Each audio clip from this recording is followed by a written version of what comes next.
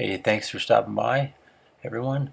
If you've reached this video, you're likely looking for information on an LS swap or LS swap and AMC Ramblers or AMCs. So I thought I'd put a few videos together. This one is the first of three that starts to explain sort of the breakdown and things that I took place with the motor and how I worked on getting the motor set to be installed in the Rambler. Couple things to expect while you go through the slideshow is make sure you pause it or take the time to read through the bubbles that I've put in place to sort of either describe the component or what I've done or even part numbers that I've given, so that it might make it easier to find what you need to do in the future.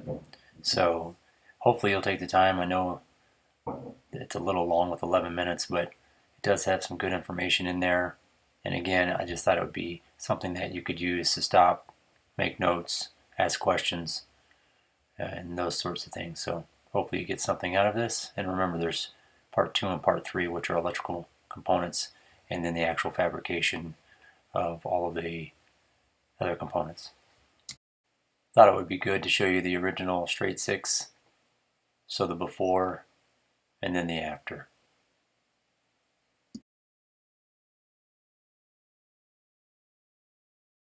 Here is something I came across while doing research from lt1swap.com. It lists all of the connection points within the engine compartment that you'll need to be focused on if you're going to set up a standalone swap. I took this schematic and labeled all of the connection points before I removed them from the motor. This way, when I pulled the harness, they were already labeled and I could lay them back in after the swap was complete.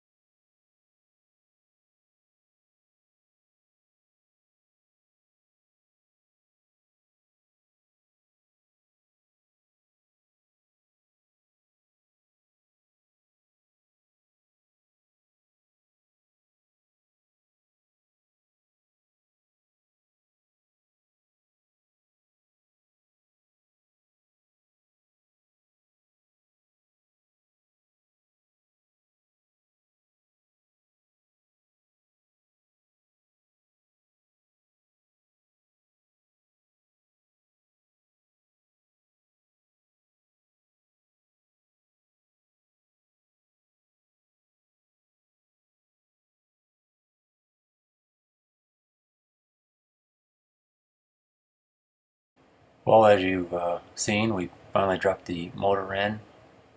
Components are set. These give us the clearance that we think we need. So I hope you enjoyed this. There's going to be 2 other opportunities to see videos. This next one, part 2, is for electrical work and all the things that I did to sort of set that in place. And then the last one is just putting all the components together, and exhaust, rear end, all those things being put in the car. So again, I hope this helps. And if you have any questions or anything else that you think you need, please sure to leave comments in the below, and we'll see if I can answer them for you. Thanks. Take care.